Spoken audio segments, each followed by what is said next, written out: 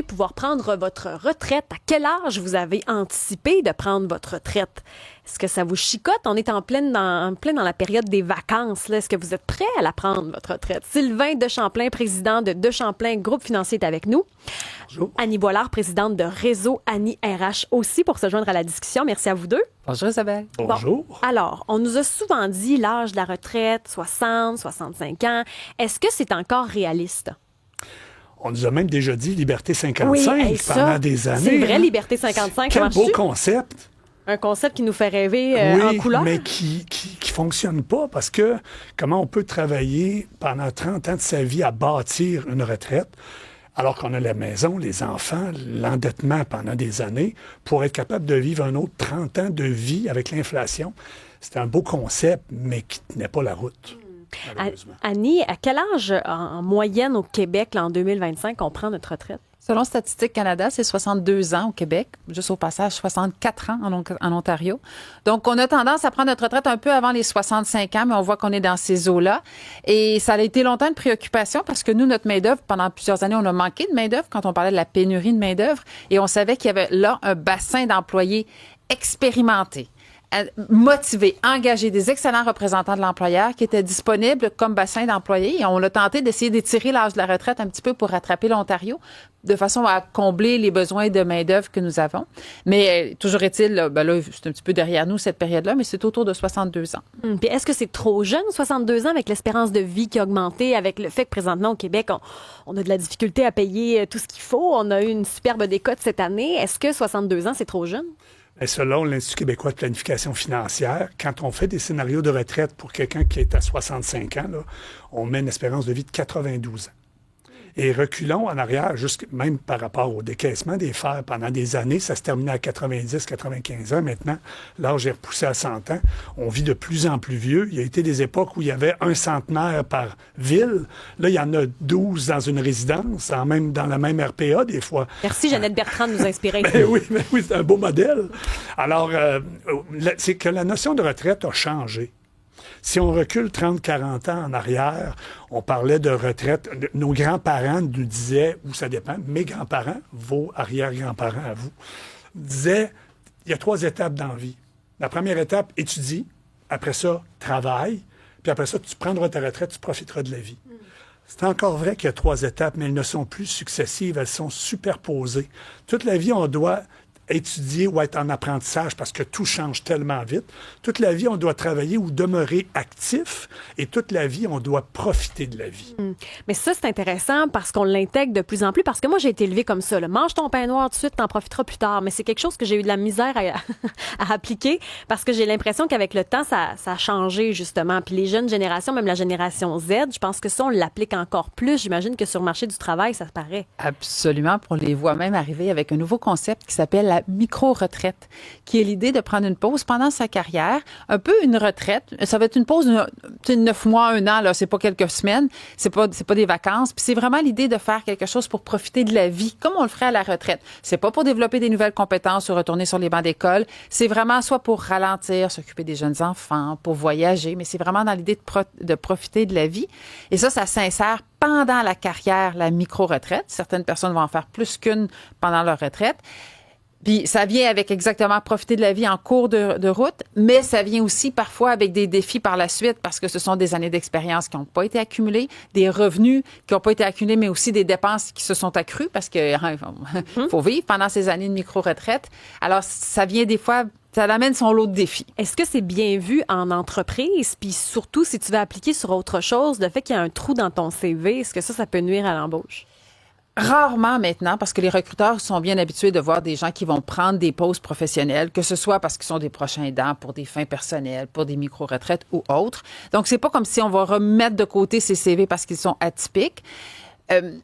Mais il reste que ne pas cumuler de l'expérience de travail au même rythme que les pairs, ne pas développer son réseau professionnel comme les autres, le fait de mettre une pause dans sa vie professionnelle, on peut pas dire que c'est sans coût pour l'employé ou pas un coût monétaire, même s'il y a un coût monétaire, mais ça a une incidence. Par exemple, s'il y a un poste qui est à combler puis qui requiert 5 ans d'expérience, si la personne a fait 4 ans de travail puis 1 an de micro-retraite, ça fait pas 5, là, ça fait 4. La personne pourrait ne pas être admissible pour le poste. On dit souvent, bon, la façon de voir le marché du travail a changé. Les étapes maintenant se juxtaposent.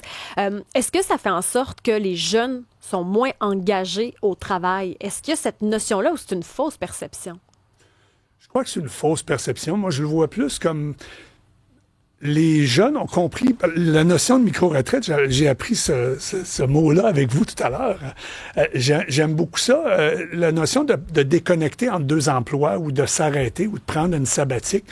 Je trouve qu'à quelque part, les jeunes générations ont compris quelque chose que les plus anciens ne comprenaient pas, ne voyaient pas de la même façon. Tu sais, manger son pain noir, travailler fort, fort. Mais tu sais, c'est dommage. Mais si tu as travaillé 30 ans, puis tu n'as jamais profité de la vie, tu n'as jamais voyagé, puis tu as, je vais voyager à Marathon. Ben, tu ne voyageras pas. Tu n'as jamais voyagé. Tu vas avoir peur. Tu vas dire, je parle pas assez anglais ou j'ai peur, il y a le monde, c'est dangereux. Je pense que c'est une question d'équilibre. Et les jeunes qui travaillent, quand tu aimes ce que tu fais, quand tu as des beaux défis, le défi des employeurs, c'est de faire en sorte que les jeunes, les travailleurs, les jeunes ou moins jeunes, ont des défis, ont le goût d'aller de l'avant, ont de quoi qui les stimule. Si t'es pas stimulé aujourd'hui, là, t'es plus 30 ans au même endroit, là. Tu choisis ton emploi. Ce que les jeunes tentent de faire plus que les générations précédentes. Moi, je trouve que choisir son emploi, là, c'est un peu comme les assurances. J'ai l'impression que si tu es trop fidèle, parfois ça peut nuire à tes conditions de travail. Je sais pas ça aussi, Annie, ce que tu en penses. Effectivement. Moi, je me souviens d'avoir déjà lu que les carrières les plus lucratives sont celles où il y a un changement d'emploi à peu près aux 5 ans. Fait que, à garder en tête, des fois, on peut évoluer dans une même entreprise avec différents postes, mais de faire attention aux carrières, par exemple, on fait la même chose une année, répéter 20 fois, c'est pas nécessairement comme 20 ans d'expérience, c'est une année d'expérience répétée 20 fois. Alors, effectivement, il y a quelque chose qui peut être plus lucratif de changer d'emploi, bien que là, faisons quand même un petit peu attention. Le taux de chômage au Canada est à 7,1 %. Oui, il y a des belles opportunités d'emploi. Des fois, ça peut être intéressant. Mais peut-être sécuriser un emploi avant de laisser un autre. Tu sais, là, on revient de vacances. Il y en a qui sont tannés un petit peu. Moi, changer de job. Donne-toi une chance. Là. Attends de trouver le nouvel emploi. Pour la génération Z, moi, j'ajouterais quand même une nuance. Parce que j'ai l'impression qu'il y a un côté d'eux qui nous apprend justement parfois à lâcher prise. Mais en contrepartie, j'ai l'impression quand même qu'il y a certains qui demandent la lune en arrivant sur le marché. Ça cause, pour ma génération qui est entre deux, là, des irritants. Alors que nous, on a travaillé tellement fort pour arriver quelque part, puis là, eux autres, ils arrivent, puis ils demandent de pas travailler les vendredis, les samedis, les dimanches. Moi, je travaille encore les fins de semaine, là. Je suis un peu en accord avec les propos de Mme Boilard, c'est que faut avoir un équilibre dans ce qu'on veut faire, dans ce qu'on demande. Des fois, probablement, il y a des gens qui en veulent trop, qui veulent... Puis tu sais, avant de changer d'emploi, trouve-toi donc quelque chose. Puis, parce qu'effectivement, il va y avoir des emplois pour tout le monde qui veulent travailler, mais au salaire minimum, dans un centre d'achat ou peu importe. Mais de trouver le bon emploi, l'emploi que tu recherches, c'est des recherches, c'est d'être prêt, d'être préparé, puis d'être prêt à... peut-être te retrouver dans une période plus longue entre deux chaises, là. Et cet élément-là c'est un élément à considérer aussi. Florence Lamoureux, qui est recherchiste à cette émission, qui fait partie de la génération Z, justement, qui n'a pas ses écouteurs sur les oreilles. Je sais pas si elle m'entend. Mais Florence, toi, tu penses quoi des jeunes, justement, sur le marché du travail? Comment tu le vis, toi, le marché du travail?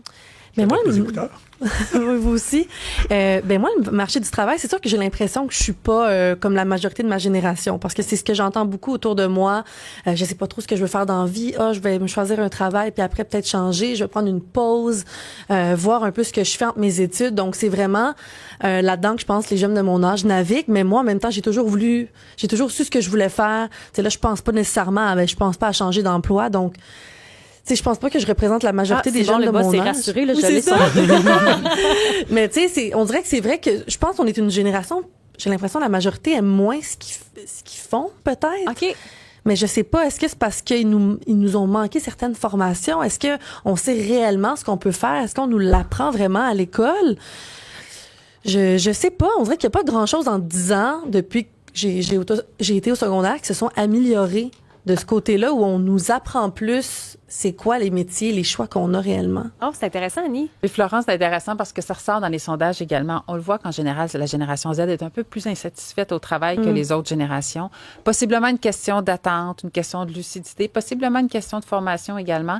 Mais ça demeure un défi pour les entreprises parce que on peut pas avoir une génération qui soit insatisfaite au travail ou déçue de l'employeur. Donc, il faut trouver une façon de trouver cet équilibre entre les attentes des plus jeunes puis ce que les entreprises peuvent offrir. Sylvain Deschamplain. En même temps, ce que je trouve intéressant des propos de Florence, il y a tellement de gens qui continuent à travailler parce qu'ils se disent, il me reste 10 ans avant la retraite, j'aime pas ma job, je continue à travailler. C'est dramatique et c'est terrible. 10 ans, puis des fois 15. C'est comme ils font leur temps, là. Hein? Il y en a Avant beaucoup. de sortir de prison. Ce qui est intéressant, c'est aussi important de savoir ce qu'on veut que de savoir ce qu'on ne veut pas. Dans la vie ou dans le travail, si t'es pas heureux dans ce que tu fais, mon Dieu, change de place, va-t'en ailleurs. Tu vas gagner en qualité de vie dans le reste de ta vie, parce que le travail, c'est pas que ça, la vie, c'est tout le restant, c'est les relations, c'est avec l'entourage, avec les amis, les loisirs, c'est tout. C'est un tout. Si t'es malheureux dans une des sphères de ta vie, ça va pas bien aller. Et est-ce qu'on peut changer? Est-ce que vous serez capable de prendre votre retraite? À quel âge vous pensez la prendre, cette retraite? 1-877 Cube Radio, 1-877-827-2346.